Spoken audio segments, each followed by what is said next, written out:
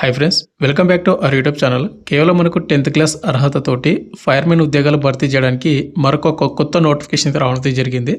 ఈ నోటిఫికేషన్కి ఆంధ్ర అండ్ తెలంగాణ ఉన్నటువంటి బోత్ మేల్ అండ్ ఫీమేల్ ఇద్దరు కూడా అప్లై చేసుకోవచ్చు. అండ్ దీనికి రన్నింగ్ ఉంటుంది, ఫిజికల్ టెస్ట్ అయితే ఉంటుంది. అయితే గుర్తుపెట్టుకోండి, ఫైర్మెన్ పోస్టులకు ఒకవేళ ఫైర్మెన్ కాకుండా నాకు రన్నింగ్ వద్దు అనుకుంటే గాన మనకి ఇంకా కొన్ని పోస్టులు అయితే భర్తీ చేస్తున్నారు.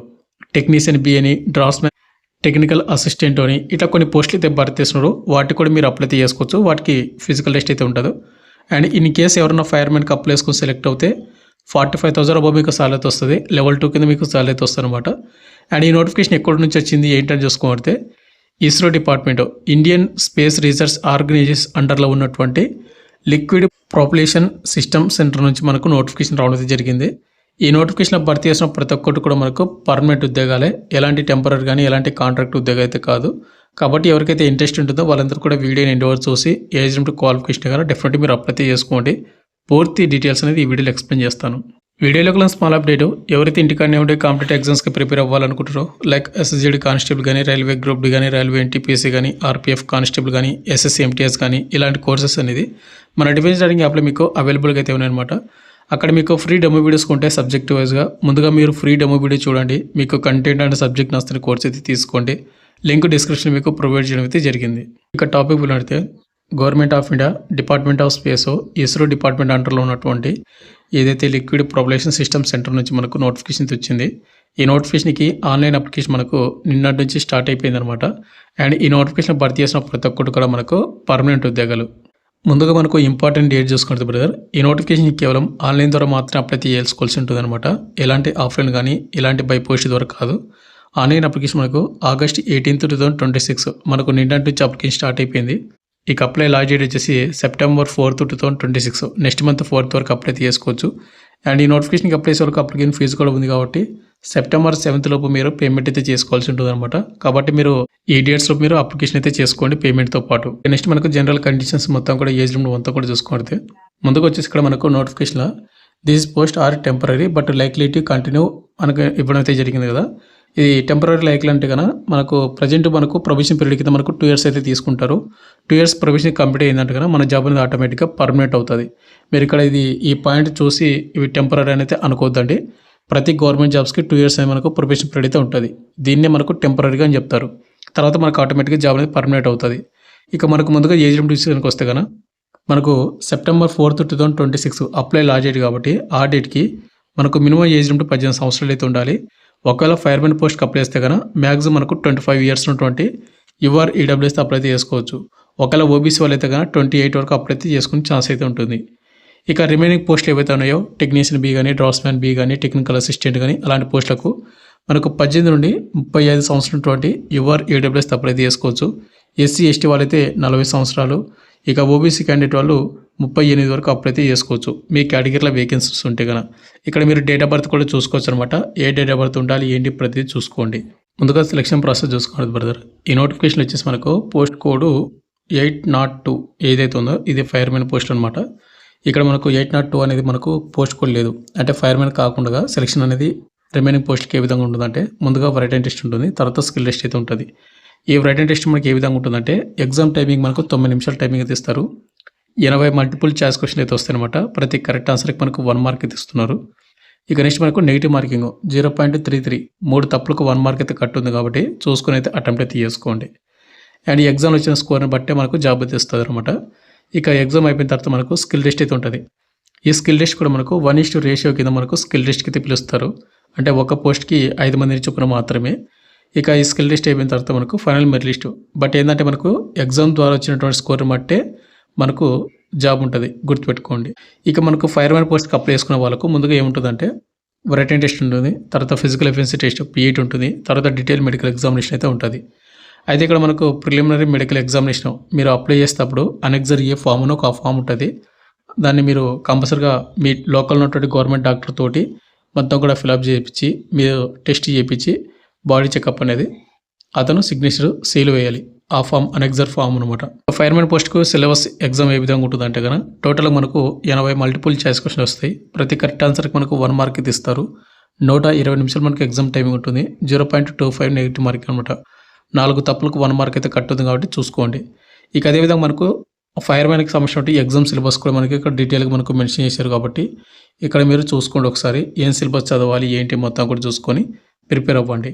అయితే ఎవరైతే ఫైర్‌మ్యాన్ పోస్ట్‌కి అప్లై చేద్దామని అనుకుంటారో వాళ్ళొచ్చేసి కంపల్సరీగా అనెక్సర్ ఏ ఫామ్ అయితే మీరు కంపల్సరీగా ఫిలప్ చేయాల్సి ఉంటుందన్నమాట.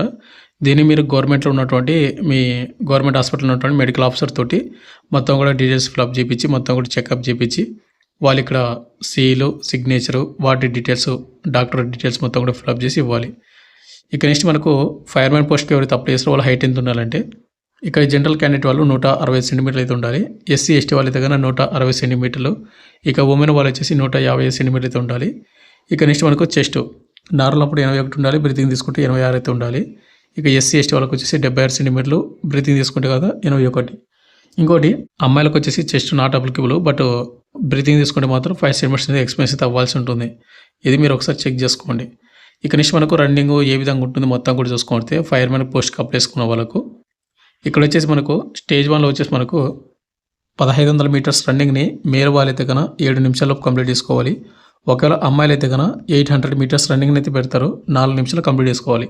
ఇది స్టేజ్ 1. ఇది కంప్లీట్ చేసుకున్న వాళ్ళకి మాత్రమే స్టేజ్ 2 అయితే ఉంటుంది. దీనిలో వచ్చేసి మనకు రోప్ క్లైంబింగ్ అయితే ఉంటుందన్నమాట. 5 మీటర్స్ మేల్ వాళ్ళకు, అమ్మాయిలకైతే కనుక 4.5 మీటర్స్. నెక్స్ట్ ఇంకొకటి 60 కేజీలు ఉన్నటువంటి ఒక వెయిట్‌ని కానీ మేల్ వాళ్ళు మరి ఎత్తుకొని రన్నింగ్ అయితే చేయాల్సి ఉంటుందన్నమాట. 25 మీటర్స్‌లో 60 సెకండ్స్‌లో. ఒకవేళ అమ్మాయిలైతే కనుక 50 కేజీల ఒక వస్తువుని ఎత్తుకొని 25 మీటర్స్ డిస్టెన్స్‌ని 75 సెకండ్స్‌లో కంప్లీట్ చేసుకోవాలి. తర్వాత లాంగ్ జంప్ ఉంటుంది, తర్వాత రన్నింగ్ అయితే ఉంటుందన్నమాట 100 మీటర్స్. మేల్ వాళ్ళు 15 సెకండ్స్, గర్ల్స్ అయితే కనుక 17 సెకండ్స్‌లో కంప్లీట్ చేసుకోవాల్సి ఉంటుంది. ఇదే ఫైర్‌మ్యాన్ రన్నింగ్ అనమాట. ఫైనల్‌గా మనకు వేకెన్సీ డీటెయిల్స్ అండ్ క్వాలిఫికేషన్ చూసుకొని బ్రదర్, మీకు ఆల్రెడీ చెప్పాను కదా ఫైర్‌మ్యాన్ పోస్టులు భర్తీ చేస్తున్నారని. దీనికి వచ్చేసి ఎస్ఎస్సి 10th క్లాస్ అయితే పాస్ అయి ఉండాలి. అండ్ మనకు పీఈటీ ఫిజికల్ ఎఫిషియన్సీ టెస్ట్ అని మీరు కంపల్సరీగా ఫిజికల్గా ఫిట్నెస్ ఉండాలి. ఇది పాస్ అవ్వాలని మెన్షన్ చేశారు.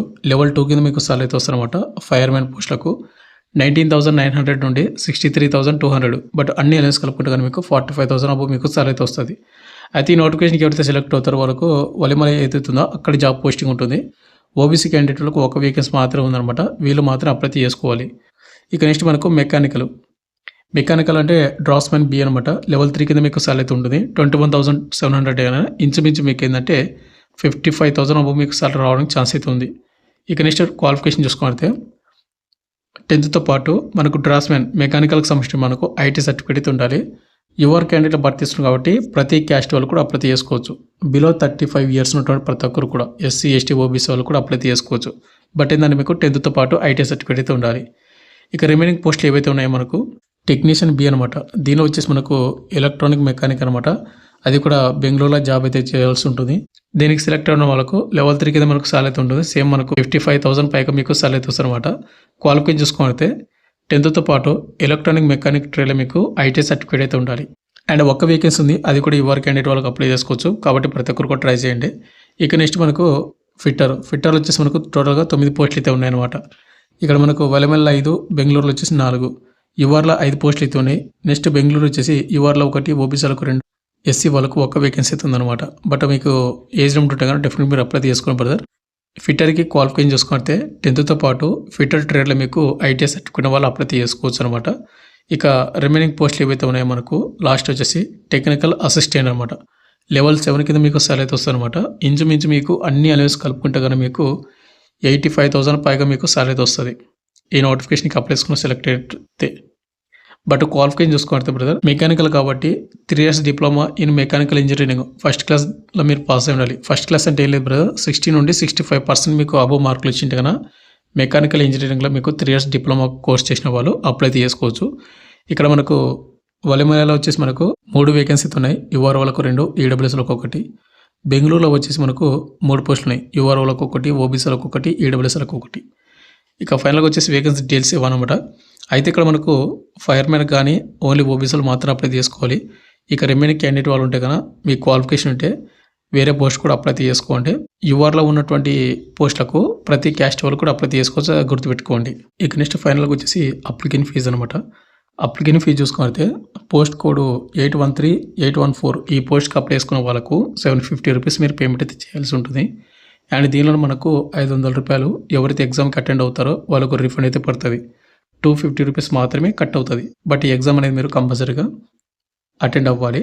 ఎవరైతే ఫీమేల్ వాళ్ళు కానీ SC ST PW ex servicemen candidate వాళ్ళు ఉంటారు కదా, వాళ్ళు కూడా 750 రూపీస్ కట్టాలి. బట్ ఏంటంటే ఎగ్జామ్ అటెండ్ అయిన వాళ్ళకు 750 రూపీస్ మీకు రిఫండ్ అయితే పడుతుంది.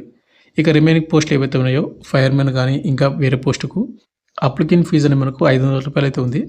బట్ ఎవరైతే ఎగ్జామ్ అటెండ్ అవుతారో జనరల్ క్యాండిడేట్ వాళ్ళకు 400 రూపాయలు మీకు ఫీజు అయితే రిఫండ్ అయితే పడుతుంది. 100 రూపాయలు మాత్రమే కట్ అవుతుంది. ఇక రిమైనింగ్ అమ్మాయిలు కానీ SC ST PW ex servicemen candidate వాళ్ళు కదా, వాళ్ళకు 500 రూపాయలు మీకు రీఫండ్ అయితే పడుతుంది. ఈ విధంగా మనకు అప్లికెంట్ ఫీజు అయితే ఉంది. బట్ ఆన్లైన్ అప్లికేషన్ చేసేటప్పుడు వాళ్ళు క్లియర్గా మెన్షన్ చేశారు, మీ నేము, మీ బ్యాంక్ నెంబరు, ఐఎఫ్ఎస్సి కోడ్, మీ బ్యాంక్ డీటెయిల్స్ మాత్రమే ఇవ్వండి అని చెప్తున్నారు. ఎందుకంటే మీకు రిఫండ్ పడేటప్పుడు మీ అకౌంట్కి మాత్రమే పడుతుంది. కాబట్టి చూసుకోండి. ఫైనల్గా వచ్చేసి ఇంత పడితే మీకు ఇంకేమైనా డౌట్ కింద కామెంట్ చేయండి. Thank you.